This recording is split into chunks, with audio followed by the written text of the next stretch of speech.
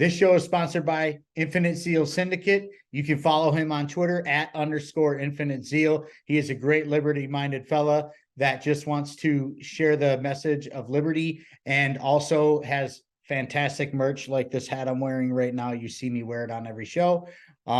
He's a great gentleman, and I highly suggest you give him a follow because he's one of the good ones, ladies and gentlemen. Now let's get on with the show. Welcome to the BudsnReality Show. I'm Sean Collins, the guy with a lot to say. And this week we have the great Carol Roth in the house. Thank you so much for coming here. How are you? That's amazing. So is it like Carol the Great, like Catherine the Great? Because that's a new one. I've gotten called a lot of things, but that's a new one. I want to add that to my list of titles. You can totally add that to it because you deserve it. What you did with You Own Nothing was absolutely phenomenal. You did a great job with that. Thank you. I appreciate that. You know, the writing a book is not for the faint of heart. It's a low ROI endeavor for most authors, but I felt like the information was so important. And so to get the reception from individuals like you, to have it hit the New York Times bestseller list, to have, this movement around ownership has been, really rewarding and makes all of the pain and the stress that it took to get it together worthwhile. I've been paying attention to you since you're on my buddy's show. You're on the Cajun Libertarian show, Noah Olin. I'm a huge fan of his. Yeah, he's one of my favorites. Same here. He's actually he's in my libertarian trifecta. He's one of the people who helped me get loud. He's been on the show twice. Love the guy. I'm going to get him on again soon, and most likely he'll be contacting you once he gets his internet figured out. He's got some internet issues at the moment. Yeah, we're longtime friends. I'm a big fan of his. So before we dig into your book, let's get a brief bio about yourself, because a lot of people who listen to my show are just kind of dabbling into the liberty movement. So let's get a bio about you before we get going. Well, it's a good thing because even people who've been following me have no idea what I do. So if we go for like the brass tacks, is that I come from a blue collar family, which really is the foundation of why I'm always rooting for the underdog and for, preserving these middle class opportunities, because my dad was an electrician. Before him, my grandparents and great grandparents came from another country, avoided religious persecution, and really just in a few generations, I've been able to seize the American dream in this crazy way. So it's something that's very personal to me. I am a recovering investment banker, managed to do that as the first person in my family to graduate from college, and have been sort of this like collector of different experiences. So I do everything from advocate for small businesses to invest in middle market companies to provide advice to C-level individuals and big companies, and have been, advisor to Fortune 500 companies. I have a number of my own businesses. I write, I speak. You can see behind me, I have an action figure made in my own likeness. I've written multiple books, and just like if it's interesting to me, I would probably go, oh, I should do that. And I do. So, and you do it well, by the way. Well, thanks. We a lot of us appreciate what you're doing. One of my main focuses over the past few months really has been money, the Fed, econ, finance, along with foreign policy. That's where my brain is right now, really. But you dropped your book almost a month ago now, but just a couple weeks, really. Couple weeks. Yeah, but I mean, it was last month, and which was a stellar read, by the way. It really was. Like, I was very impressed. I'm a big book nerd. As of recent, to be honest, I had some major surgery back in March, and so I was laid up for 7 weeks, and so I needed stuff to do. So reading was my thing. I read 7 books in 7 weeks, and I just continued on to it. And I read all the good stuff. I was reading Rothbard and Spooner and Mises and nice. Just the greats, the great guys. And Roth. And Roth, we have added you to the Mises and Roth. It's like an accounting firm. Absolutely. And it's a great thing. But, that being said, you definitely did your homework on this book that you just recently wrote, You Own Nothing. Now, I want to know, from all your research or between your research and the actual writing process, how long did this take? Well, so it's a hard question to ask because I am a longtime consumer of information and I also have a semi-photographic memory. So I will remember nothing important, by the way, but random clips of things that pop up on Twitter or in the news, and they'll just stick in my head. And all of a sudden, like I'll have a reason to access that. So, this is part of it is me paying attention for a long period of time. But when I first got the idea to do a book, which to be fair was my editor for my last book said, hey, you should do a book and you should do it on this. And I said, I'm not doing a book on that. Sorry, but I'll think about something. And I had all these ideas rolling around in my head. And I was talking to people and they were frustrated because they were doing the right things and they were saving and they just couldn't get ahead. And I had like social credit and ESG and Wall Street competing with people for homes and like all these things just kind of like rolling around. So I knew kind of the topics, but I wasn't sure what it was that connected them. And so it probably took me a good month before I even started anything of just these things rolling around my head before You Will Own Nothing like hit me like a lightning bolt that here's the connector. And then once I had that connector, I am what some people call a terminator. So it's the opposite of a procrastinator. A procrastinator just like waits. And for me, it's like I have something and I'm just like, I'm going to do it. And so I terminated the first draft in just a couple months, like by early August, I think I was done. From mid-May, I was done. And the draft was much longer, by the way, than the book is, because that's my other thing is I'm a more is more person. So I have a lot and then it has to be called back. And then my editor just kind of sat on it for many, many months. And I kept going, what's going on here? And so it really wasn't until sort of November, December that I started getting edits, and we spent a few months in edits and then put it to bed in March. So there was a lot that happened in a very short period of time, and then a lot of nothing. And then really for me, the worst part of any book is marketing it. So, the writing of it and the research of it, that's actually the interesting part, because you learn, even when I knew this stuff, like when you dig into it, you learn so much. And that's what actually so funny. If you go on Amazon, there's like 1 or 2 reviews, like I knew everything in that book. And I'm like, really? Like, you must be the smartest person in the world, because like I'm researching this and I'm following this and I learned a ton of things and certainly didn't connect the dots that way. So good for you, Mr. Know-it-all.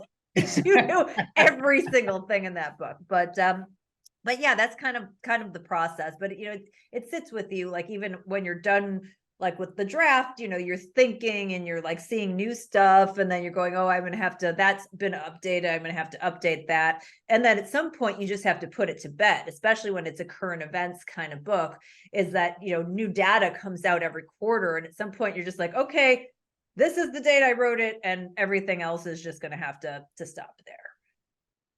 Well, it's funny because the name of the book actually came from something that the World Economic Forum loved to say: you will own nothing and be happy, which is totally sketchy right off the rip. I don't know how anybody could buy into it, but people are, to each their own per se, but I would love to wake people up to that is the very wrong idea. But the title of your book is not just a clever name.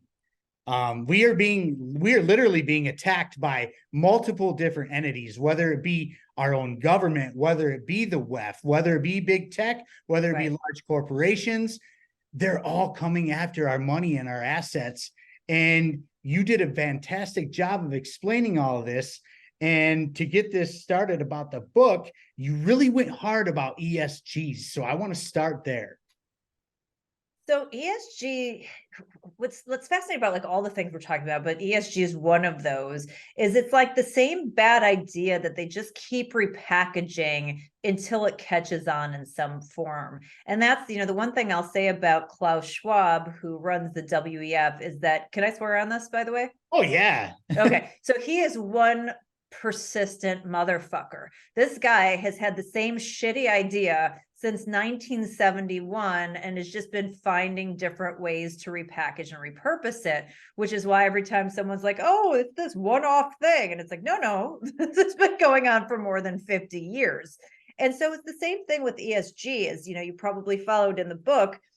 Its development, came, throughout really the 90s under a kind of an umbrella of different names that all had to do with sustainable development and responsible investing and all these things. And they finally, landed on this ESG moniker with the buy-in of the business community, very much shepherded by Larry Fink, the head of BlackRock, which I'm assuming most of the people who watch this show will know is the largest asset manager in the world.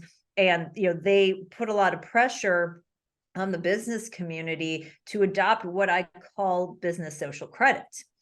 And when people say, like, what is ESG other than the environmental, social, and governance, like, what does that mean? Like, nobody can actually tell you, because it was made to be wiggly, right? Like, they can change it at their whim depending on whatever suits their purpose, which is why before Ukraine war, weapons are bad.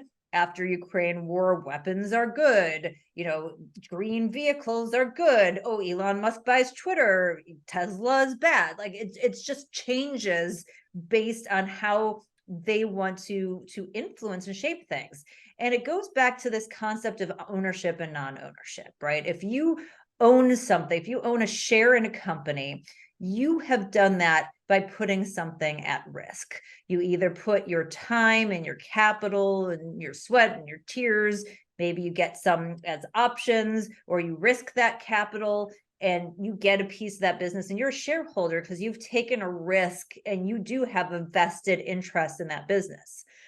The concept of stakeholder is just this weasel word for, hey, I'm somebody who's put nothing at risk, but I want to bully you, probably using somebody else's capital, into achieving these political and social objectives. And that's where it becomes so dangerous. And the fact that it has become embraced as this ideal that people who don't have a real financial stake, they don't have some skin in the game, are now trying to shape things. They're doing it in a way that leverages the capital of retirees and pensioners that isn't theirs. And they're doing it to an end that hurts people's financial outcomes, as well as hinders innovations and completely shapes the world in the mold of a handful of people who nobody elected to say, we want you to tell us what to do. So it's a really scary scenario. And it's funny because Larry Fink went to one of these fancy conferences a few weeks ago, and he was very upset that we've all figured out what ESG is. And so he says, I'm not going to use the phrase ESG anymore because it's been politicized. And it's like, well, it's not the phrase that's the problem. It's the behaviors that come with it that's the problem. But again, they want to repackage and repurpose these ideas because at the end of the day, it's like any other central planning. And I don't care if you want to call it communism or socialism or fascism or whatever ism, but those central planners who want to shape the world, they think they're in charge. They want to have the wealth and the power. They want to make all of the decisions instead of letting the free market make those decisions. And they want to reap the benefits for themselves and their cronies, and everybody else be damned. And that's basically what they're trying to do with ESG. And because there's so much money to be made and so many participants who feel, I think, really afraid of being on the wrong side of these capital allocators, that you're seeing companies do a lot of really stupid things intentionally or unintentionally. Yeah, and it's crazy because at this point in the United States, there's a lot of Americans who will be like, the government would never do that. And I'm like, well, let's hear this for a second, because at this moment, the government is never doing that harder than they've never done that before. And that being said, they're doing it through business right now. They're not necessarily doing it to us at the moment, but it's to businesses. And they've already rolled this shit out in other countries like China, And you said something in your book about, somebody said some naughty things about the Chinese government, and they weren't allowed to travel or go anywhere. Like their little card that they had to carry around, they chime it in and they say, hey, you can't go anywhere because you're restricted. You can't travel. And I'm like, whoa, man, this is crazy. And it's happening here. Yeah, it's the social credit thing is one of those things that seems very obvious, but people haven't really viewed it through the financial lens or sort of taken it to its logical conclusion. So in China, they do have this much more advanced formalized social credit system. It's not as formal and as centralized as people think. It's done on a jurisdiction by jurisdiction basis. Some have letter grades, some have number grades. It all depends on what's important in that jurisdiction, but it's the same kind of thing. If you do things that the CCP in that jurisdiction wants you to do, you're rewarded. And if you don't, you're penalized. And some of these penalties are insane. I shared the story of Lao Juan in the book, which came from NPR. So again, this is not like NPR, folks. This is not a conspiracy theory. And he was on the wrong side of social credit because he was a coal intermediary. So he bought, he stored, and he sold physical coal. And China decided they were going to change their policy on coal, and it just completely wiped out his business. So he had debts from that. And so they put him on the blacklist. And by being on that, he not only wasn't allowed to travel, but he's walking with this person from NPR, and he like looks up at this billboard, and there's this Orwellian digital billboard that has his picture on it that says, this is an untrustworthy person, and has his name and his like identifier number. And then he's watching the other faces scroll through, and a lot of them he's recognizing as his colleagues from the coal industry, which again were decimated by the government, and now have ended up as these untrustworthy people. There's another one that's been making the round on social media, this telephone message that you get where all of a sudden, you get a call and it's like, alert, alert, and then it's like the person who's calling you owes money and you better tell them that they need to pay their debt, which ostensibly is certainly like coercing you to become involved in the process. And, who knows what happens to you or them. And it's easy for us to go, well, that's the CCP. It doesn't happen here. But I would offer that cancel culture and informal social credit are really the precursors, and we've had that. So if you think about social credit financially, it comes after you three ways. One is it comes after your social standing, which are your opportunities to create wealth, right? Nobody's offering you opportunities and jobs and whatnot if you're an outcast from society. The second is your job, your way that you make an income. And the third is your financial assets. So think about it. If you were on the side of quote unquote wrong think, and you didn't want to take a vaccine, or you didn't want to wear a mask, you couldn't go to Christmas, you couldn't go to Thanksgiving, you couldn't go to a restaurant once they actually opened up that and participate in society. Maybe someone took your picture at Trader Joe's and put it online and said, oh my God, I can't believe that Carol wasn't wearing a mask, whatever it is. So they're going after your social standing. We know that Biden mandated that people lose their jobs. Some of that was direct mandate, and some of them was coercing businesses. Well, you might not fall into this right now, but do you really want to have these people around in case we change our mind? So a lot of people who, by the way, were considered essential workers and heroes who worked through all of COVID while the elite got to stay home, now all of a sudden lost their jobs. If you had a small business that was consumer facing, your business was taken away by government mandate for some period of time. If you are a neighbor to the north, you were in the Freedom Convoy, you were a trucker, you had your bank account frozen. And so, these are all things that are basically a stone's throw away from what they have in China. And we have the technology to be able to collect and analyze this data at scale. And we've proven that we have a populace that's willing to turn on other people they know, their coworkers, their family members, to get what I call ROE, return on ego. You get your emoji in your bio, and you can wear your t-shirt and whatnot, and you get to be on the right side and part of the cool kids until you're not. And nobody seems to think about that when it comes for them. But you've got people who are willing to go along with that and enforce it, and it's really, really frightening. You brought up that Freedom Convoy. That actually, I'm in Detroit, so that actually got very close to home because they shut down the Ambassador Bridge, which is the connection between Detroit and Hoosier. and it was a big deal. And they let it go down for a couple days, and then, you know, Gretchen Hitler, I'm sorry, that's what she is, finally sent the road pirates out there to shut it down or start putting people in jail or whatever. But on the Canadian side of it, they were shutting these people's bank accounts down. Yeah. Literally shutting down bank accounts to these truckers, which is completely an overreach by every side of the pond. No matter where you are, if somebody is shutting down your bank account because of how you feel socially and or politically, that is some serious shit. I don't know if you're following Nigel Farage on social media, but he's just had that happen to him. He's had a bank that he's been with for decades, who just said, yeah, we don't really like what you're saying. So, you know, we don't want your business anymore.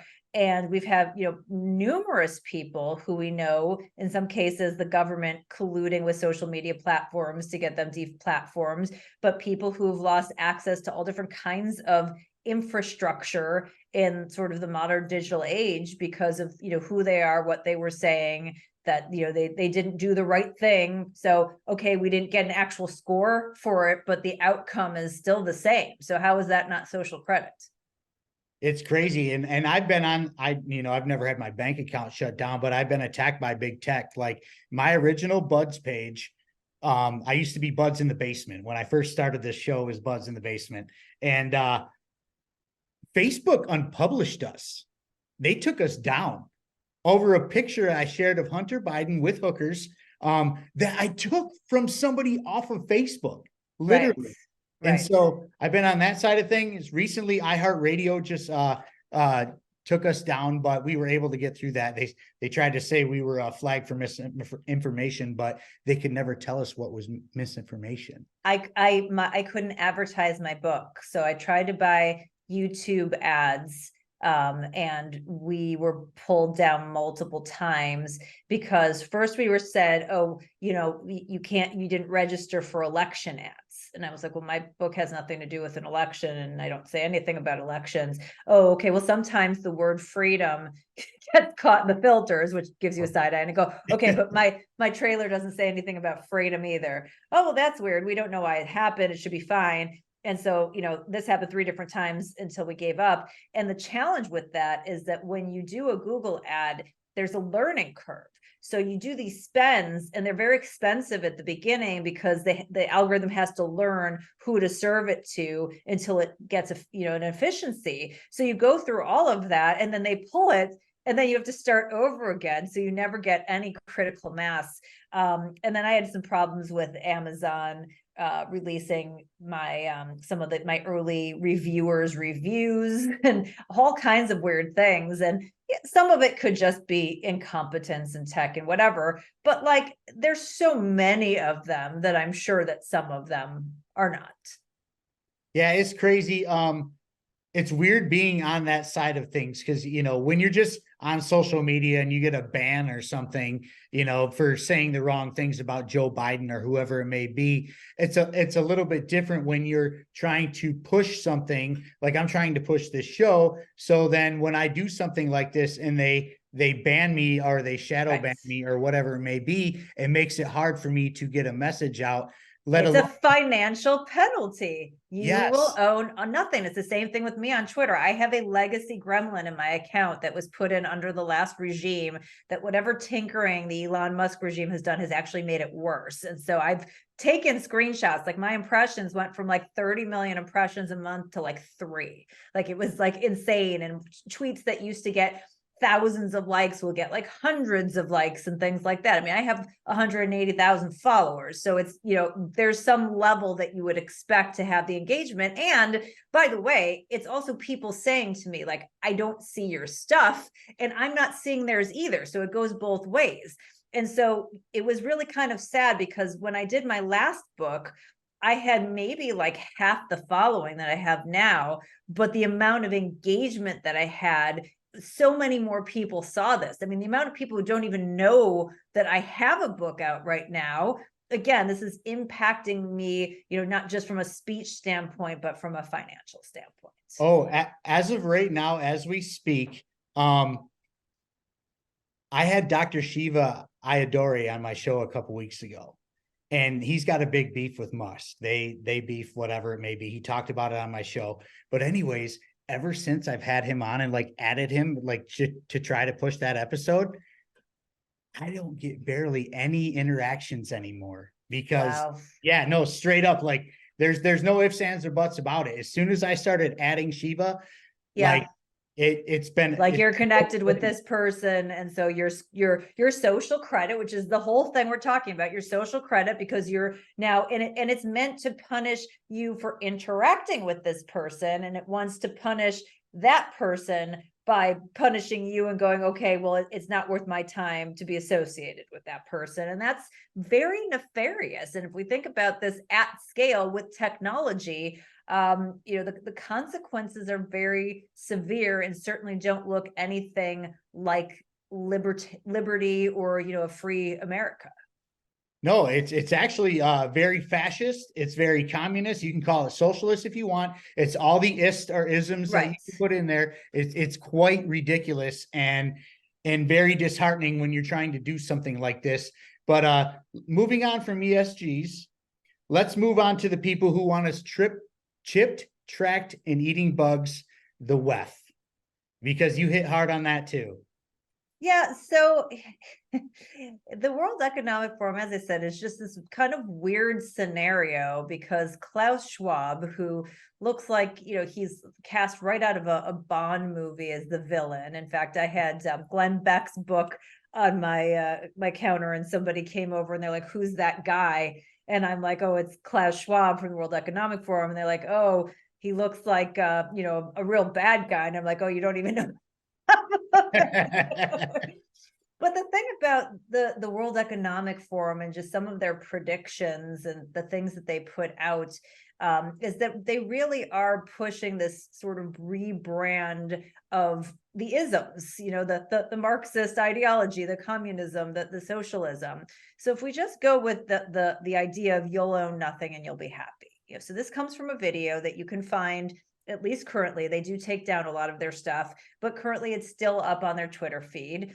It is their citation on the bottom is it's from their Global Future Councils. So they clearly got input from a bunch of people and they came up with these 8 predictions. So interesting, if you pay attention to the language, you'll own nothing and you'll be happy. You'll own nothing is not will own nothing. It's not we'll all own nothing. It's clearly you. And that differentiation between us and them is really what the cornerstone, I think, of you will own nothing is about, is that we're this class and we're going to hang on to all of this wealth and power and not so much for you. The second piece of that, which is just as sinister, is that you'll be happy. And that means they're trying to get you to buy into this, that they want you to psychologically submit that this is easier and more convenient and a less of a hassle. And things have been so great and you can just kind of let, everybody else take care of things and be successful. Because if you buy into that, and you think that's, what you want, or maybe even if it's a psychological front because you don't think you're going to be able to attain the American dream, so it's just easier for you to go, well, I didn't want that anyway. Much easier for them than having to force it upon you. And I can't tell you, like every day now I'm on social media, and it's not just the media stories that of course are ridiculous and pushing this, but I'm seeing these successful individuals being like, yeah, I'm not really sure I want to own a house, or it seems like kind of a pain and I'm not sure I should, go into debt for this and blah, blah, blah. And I'm like, you're literally eating the propaganda up. They love this. They want you to think this. And we've been training a young generation with technology, which runs everything to you as a subscription or a service anyway, to accept this as their fate. And it so stands at odds with wealth creation and freedom, because you have to own things. You have to own assets that can appreciate in value or retain their value in order to create wealth. So if you don't have those, you can't create wealth. If you don't own anything, they own you. And just the idea when we talk about, and this is where I'm like tying all these things together in the book, something like social credit we talked about. So what happens if you let Wall Street own your house? You have a corporate investor as your landlord, as is happening in droves these days. So then the government doesn't want the gas stoves. Well, much easier to get your corporations to comply with that than it is to get you and me to comply with that. They don't want to have guns or ammunition. Just say can't have that in the housing. You say something on social media they don't agree with, they could literally yank you out of your house. And so the implications for your wealth creation, which the house is the biggest asset on household balance sheets by dollar value across all households, is one piece of it. And then that ties in with your freedoms as well. And so the idea that so many people are being trained and feel despondent and despair over the fact that they can't participate in this piece of the American dream is something that like we all need to be fighting back on. And it's, it's just fundamental to why I wrote this book.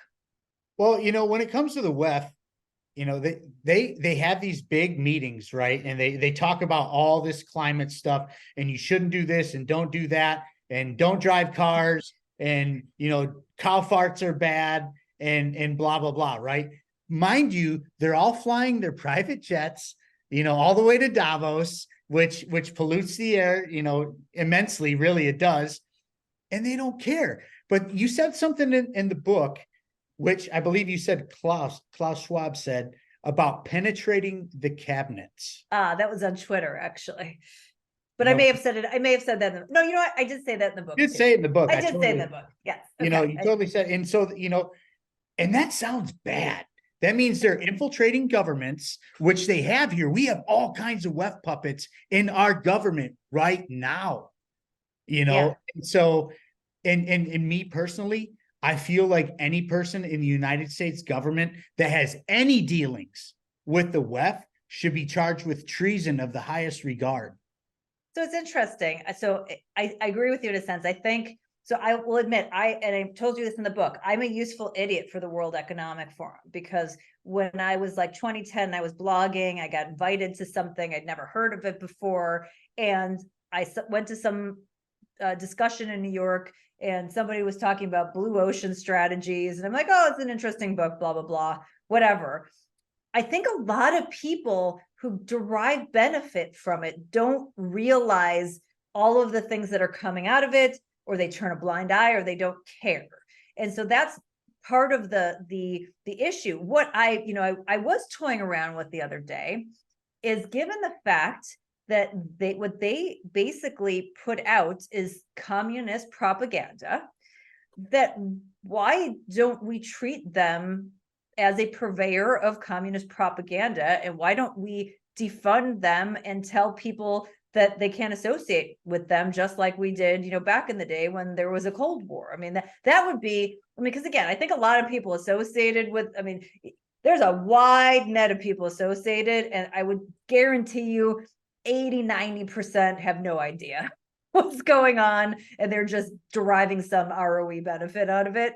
But like, why not shed a light? Like, here are the things that they said. This is unacceptable. This is communism. We've always been anti-communist. That's it.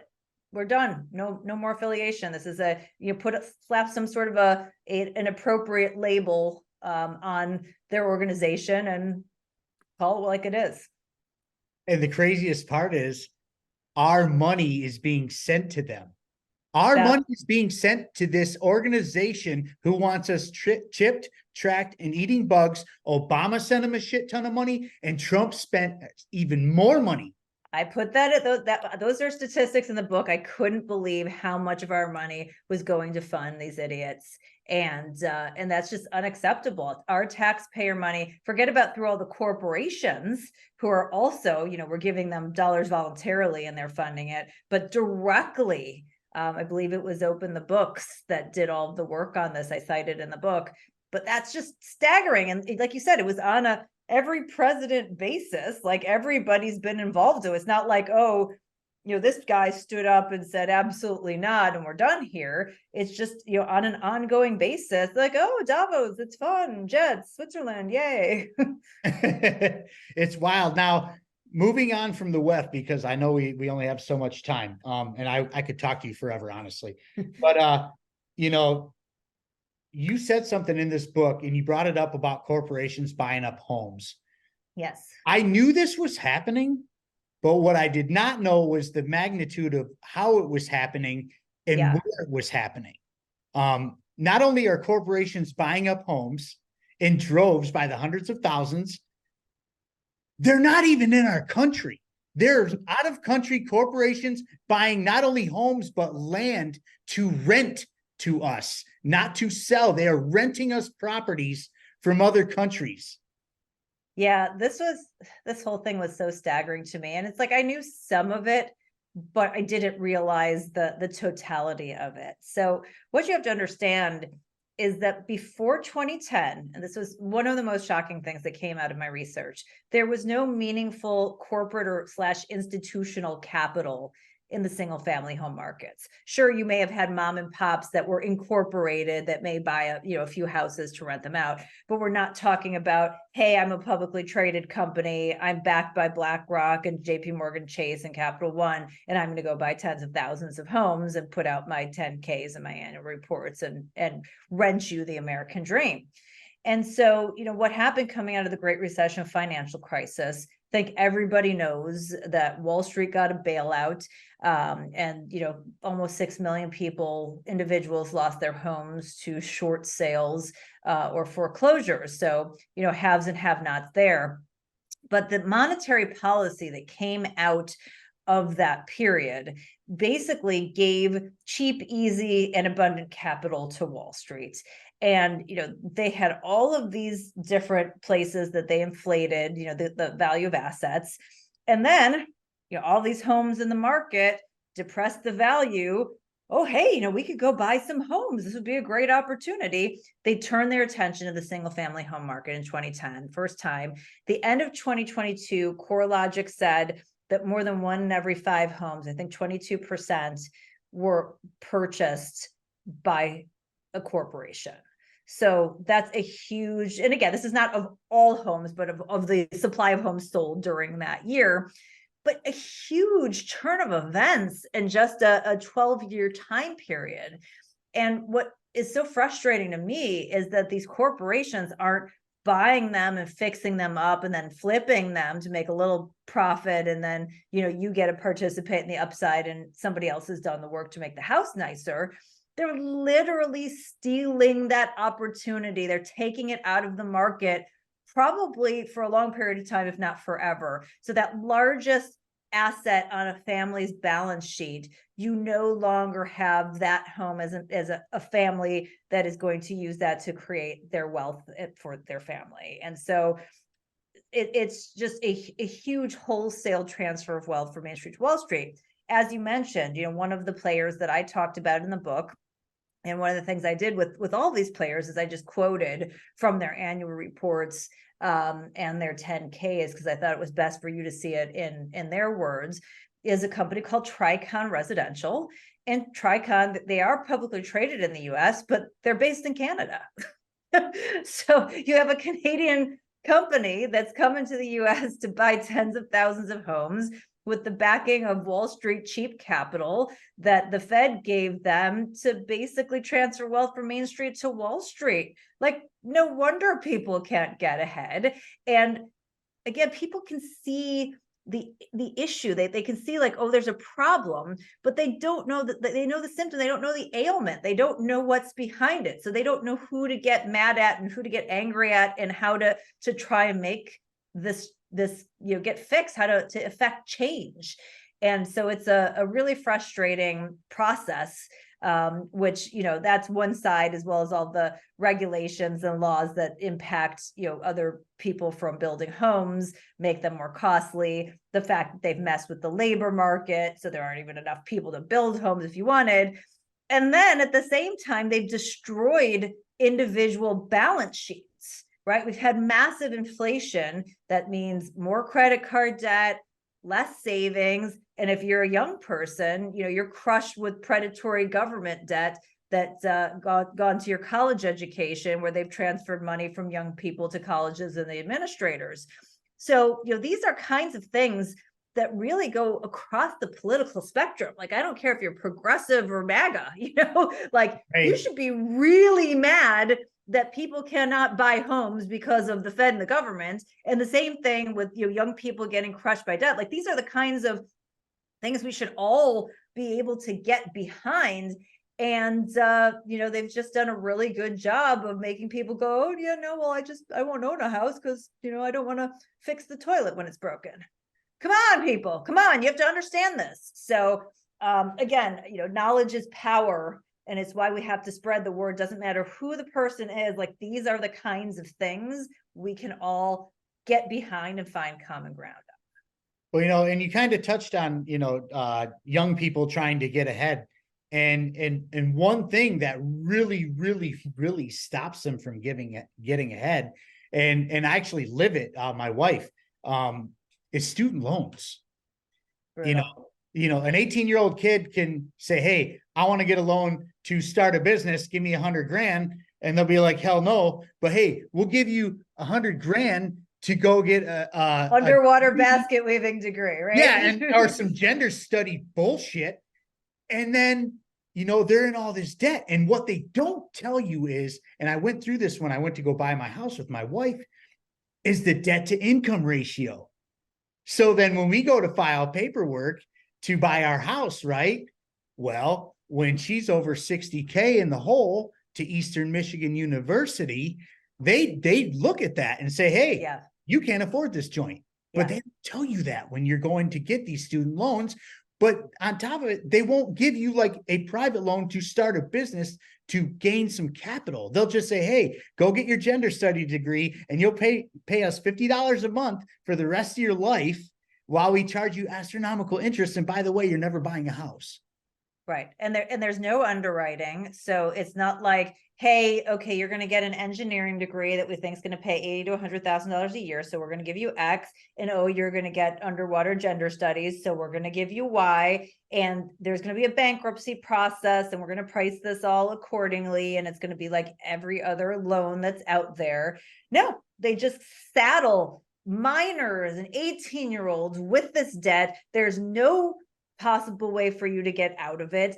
They don't give you any tools to evaluate the ROI, and they just wholesale transfer this to the colleges, who, by the way, the cost of college has grown, and I always get mixed up which one's which, but it's 5 and 8 times GDP and wage growth, one or the other, 5 of one and 8 of the other. But it's still exponential. So it's not like all of this money that's going to the colleges because they've got no skin in the game. They're like, oh, we'll just keep charging more. They're not doing anything to improve your outcomes. It's just literally, it's not growing the economy. It's not growing your wages. They're just sucking up the cash. It's the biggest financial scam out there. The government college lending is the biggest predatory loan scheme out there. And again, like, why is this not something that we're all like, this doesn't make sense. We don't want young people to be saddled with debt, unless you're the government who does want them to be saddled with debt, because then they have fewer opportunities and they're, more dependent upon the government for their services. And when you're late stage cycle of government that has a lot of debt, doesn't have a lot of tools left in your toolbox, that sounds pretty appealing to you. And that's the ultimate goal on their end, really. You'll own nothing. We will control you. We will have every facet and every asset in your life, and we will rent it to you accordingly, as long as you can pay X amount of dollars. As long as your social credit score is good. That's Otherwise, right. you get the bugs. But you did say something that I really appreciated in the book when it came to student loans. And you broke it down like this. If your career is not going to pay off your student debt in 5 years, you might want to pick something else to do.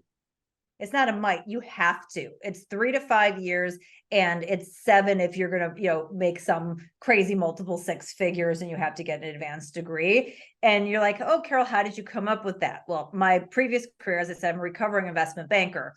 And what we do when in investment banking is we look at payback periods on capital expenditures. And if something doesn't pay back in a 3 to 5 year period, again, maybe a massive investment that, pays off some crazy amount. It's a 7-year. You don't do that. You don't make that investment. So I just applied the same formula to the investment in your education and which is really an investment in your accreditation, right? Because we can all get the education. We just want the accreditation that we think is going to improve our lot in life. If you're doing it for other reasons, then there's really no reason to pay, multiple 5 figures to be able to do that. You can learn that for free on YouTube, or you can go to a community college, or, whatever it is. But like, there's just been such a disconnect. College is not valuable at any price. It's only valuable if you can get a return on that investment. And so 3 to 5 years is a really good proxy. And, way to basically think about that is that, like, if you think 3 years out, you're going to be making $60,000 a year, then you would not want to take on more than $60,000. Like, that's a good, just quick rule of thumb. But if you think about, like, some of the ones I talked about in the book, Duke with, not only tuition, room, and board, almost $80,000 a year. I couldn't What imagine. What are you learning for $80,000 a year? Holy crap. Whose parents are paying for that? That's a lot of money. Yeah, it's just a suck by these colleges and universities, just sucking it up. And again, when they come back to you and they go, oh, well, it's good for the economy. Well, it's not, because it's not growing the economy faster. It's not growing wages faster. And there's a reason why we have a bunch of people with college degrees who are working at Starbucks complaining about their college debt. So obviously that set of scenarios is not working. We need to rethink this. Amen. I can't agree more with you on that. Now moving on, we got to talk about CBDCs, because that's a thing. It's happening. It's terrifying. And we need to fight this at all costs. We have to, I don't even know how else to explain it. I don't want the feds coming to my house, so I don't want to say too much, but we have to stop this. This will solidify our enslavement. Really, it will.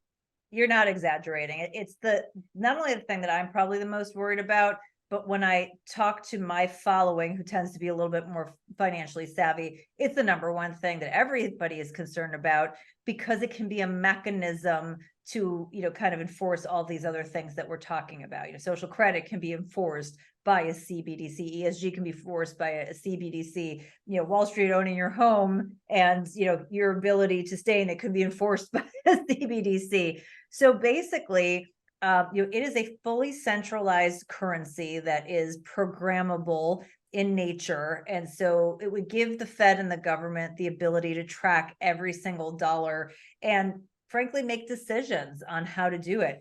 There's a piece, a World Economic Forum, keep popping up again, video with S2R Prasad, who's a professor from Cornell that's been making the rounds on social media over the past couple of weeks. I think it's from a couple of years ago. But, he's like so excited. He's like, what's so exciting about this, although some people consider it to be a dark world, I'm on the dark world side, is the programmable nature of this. And he's talking to you about, hey, if the government doesn't want you to buy things like, pornography or ammunition, seems a little bit different there, but, again, whatever it is, they could turn off accessibility. So, the implications that they can make it expire, that they can say you can only use it in certain places, that they can influence, your access to it, and the possible levers that they have to pull to suck people into it makes it so incredibly dangerous.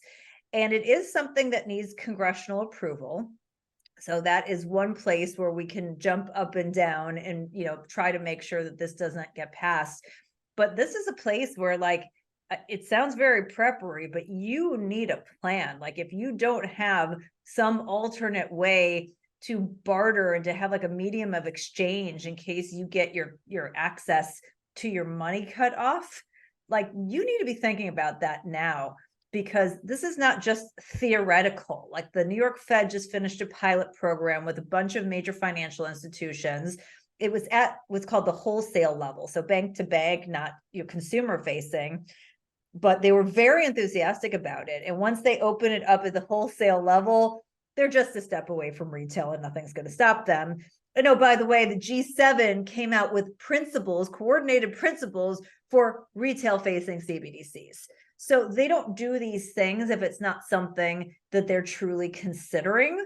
And that should be a wake up call to everyone to, A, stand against this and say, this is not happening.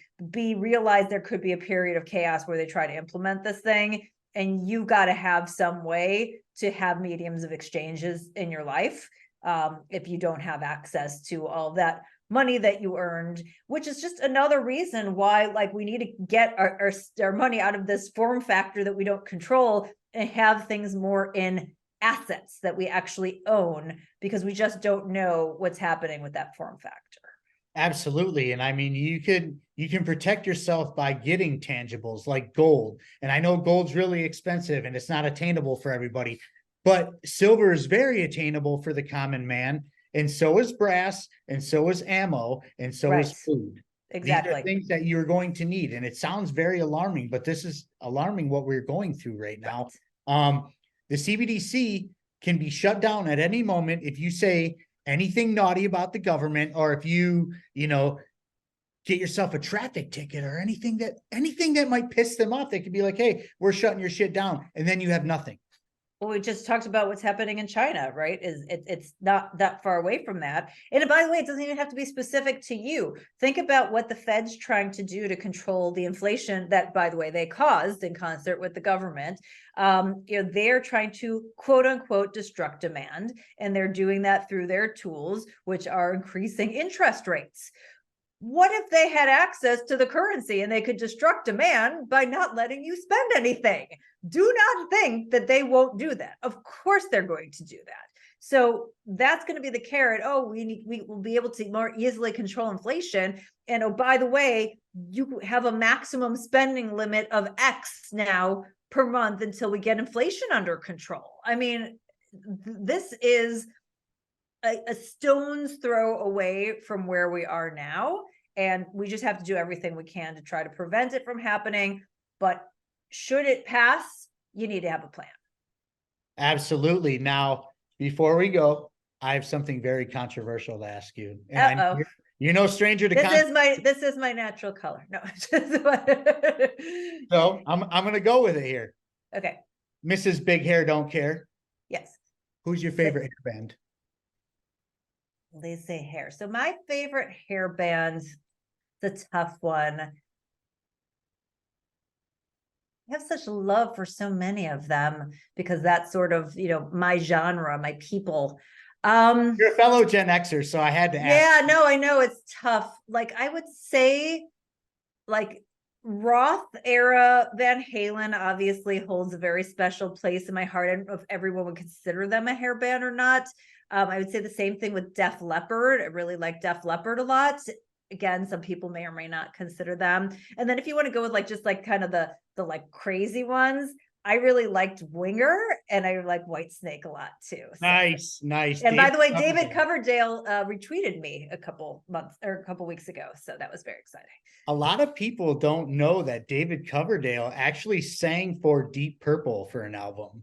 Yes, I do remember that. Yeah. Yeah, like a lot of people don't know that, but I had to ask you something fun because well, we have a family friend who did all of those videos. So all of the Tawny Katane, kinds of things, as well as a bunch of, I loved Aerosmith too, a bunch of the Aerosmith videos, all the ones with Alicia Silverstone and whatnot. In fact, I actually have some storyboard art from some of those videos from our family friend who was the massive director behind all of those MTV iconic videos of the 80s. Oh my God. Early 90s. Yeah. Awesome. So who's your favorite hair band? Well, I kind of have one of them behind. I'm trolled you a little bit. So yeah, we have Motley Crue is one of my very favorites. Guns N' Roses, of course. Guns N' Roses is good too. I saw Guns N' Roses and Aerosmith together. That was probably one of the best concerts I've ever been to. When was that? That was very late 80s, early 90s at Alpine Valley in Wisconsin. Wow. I think it was Aerosmith's Ragdoll tour. And I think it was Guns N' Roses were their special guests for that. But this is where there's my very, very favorite band. Do you want to guess? Poison. No. But it starts with the same 2 letters. Oh man, I'm kind of lost. The Police. Oh my God, are you kidding me? No, they're my favorite band of all time. They are actually amazing. Stuart Copeland, Sting, Yeah. all these guys. I saw a funny meme with Keith Richards on it one time that said, he got nervous when one of his people came in and said the police are here, and so he went and hid all his drugs, and then ended up being Sting and Stuart Copeland. You know what I mean? That's awesome. And so, but the Police, now they wrote that song "Every Breath You Take," which is a stalker song. The stalker song. Yeah. But that could totally be relevant to what we're talking about on this show today. Oh, we have to basically throw out the police, but yes, they'll be watching you. Unfortunately, that should be if you put any music over this episode and do a little sample of "I'll be watching you." That's hilarious. That is so funny. But I had to ask you that just because hair bands are special to me, because that was the first music that I found on my own as a kid, other than what my parents were listening to in the car. Gotcha. So, Poison and Tesla was my 3rd concert ever at the Open Up and Say Ah tour.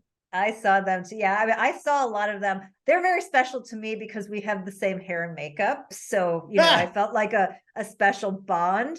But, there's just something about the hardness of the music and the great drums, and then also the power ballad that they mixed in. It was just such an interesting time in music. And even when the lyrics were really stupid, the songs, one of my favorite musical songs is "Hot for Teacher" by Van Halen. And you might be like, that's a stupid song, but just to strip out the words, that music is just phenomenal. And so it just kind of gets you going. And I think that's what our generation stood for, was we just have that moxie and the go get 'em attitude. And I feel like the hair bands moved that emotion in you in a way.